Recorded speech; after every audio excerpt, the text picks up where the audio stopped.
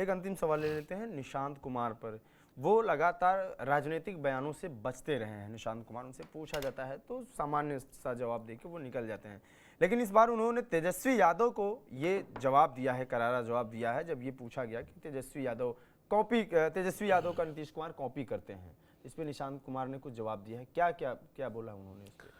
देखिए, निशांत कुमार अपने पिता को स्वस्थ बता रहे हैं, निशांत कुमार अपने पिता को बेहतरीन चीफ मिनिस्टर बता रहे हैं, निशांत कुमार अपने पिता पर लगे आरोपों का खंडन कर रहे हैं।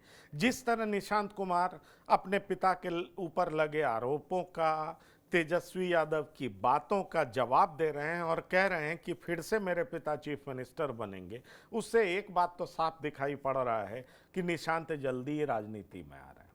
और मैंने अपने प्लेटफॉर्म से लोगों को बताया भी है कि वो भले ही एमएलए का चुनाव नहीं लड़ें, लेकिन अपने पिता की तरह एमएलसी बनेंगे और संगठन को अपने हाथ में लेंगे।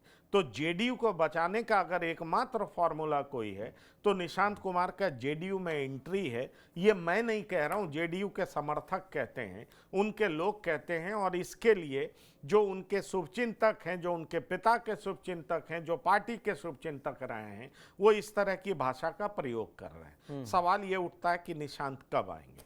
अभी पिछले कुछ दिनों पहले हमने नीरज कुमार से भी बात की थी। नीरज कुमार मुख्य प्रवक्ता हैं, फॉर्मर मिनिस्टर हैं, नीतीश कुमार के नज़दीक समझे जाते हैं, जेडीयू में हैं। मैंने जब उनसे पूछा कि निशांत कब आ रहे हैं पार्टी में, तो उनका कहना था कि जेडीयू का हर कार्यकर्ता चाहता है कि निशांत पार्टी में आए, लेकिन ये निशांत को तय करना है कि वो पार्टी में कब आएंगे। सवाल ये उठता है कि जिस तरीके से निशांत ने इस बात को दोहराया है कि मेरे पिता ने 50 लाख लोगों को नौकरी दी है, तो ये कोई तेजस्वी का नकल नहीं है। मेरे पिता 94 लाख लोगों को 2 लाख रुपए देने की बात कर रहे हैं, ये कोई तेजस्वी की नकल नहीं। वो कह रहे हैं कि 20 साल से तो नकल कर नहीं रहे, और मेरे पिता कोई 20 साल से नकल तो कर नहीं रहे। मेरे पिता ने इन लोगों का मानदेय बढ़ा दिया है, ये कोई नकल नहीं है। मेरे पिता 1 करोड़ का आंकड़ा छूने जा रहे हैं नौकरी में, ये कोई नकल नहीं है। तो सवाल यह है कि हर बात का जवाब तेजस्वी यादव को निशांत दे रहे हैं। इसका मतलब समझ लीजिए कि आने वाले समय में जेडीयू के तरफ से निशांत कुमार ही होंगे जो तेजस्वी को करारा जवाब देंगे और ये बताएंगे कि दरअसल जेडीयू का असली स्टेक होल्डर कौन है, जेडीयू किसके हाथ में ज़्यादा सुरक्षित है।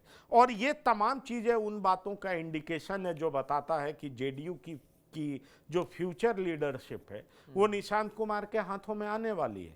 और शायद यही वजह है कि निशांत कुमार से जब भी इस तरह का सवाल पूछा जाता है वो हर बात को बड़ा पोलाइटली जवाब देते हैं।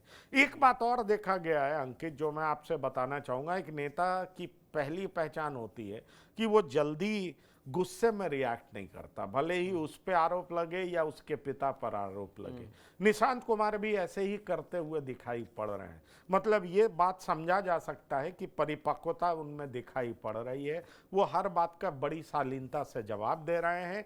और शायद यही वजह है कि वो अपने पिता को बेहतरीन मुख्यमंत्री, अपने पिता को बेहतर स्वस्थ, क्योंकि उनके पिता पर यह भी तो आरोप लग रहे हैं कि अस्वस्थ हो चुके हैं, अचेत हो चुके हैं, उसका वो करारा जवाब दे रहे हैं और उनके कामों को गिना रहे हैं। वो बता रहे हैं कि बिहार में तरक्की कैसे हुई, बिहार का डेवलपमेंट कैसे हुआ है। और ये सारी बातें इस बात का इंडिकेशन है कि आने वाले समय में निशांत जेडीयू का दामन थामने जा रहा है। ठीक है।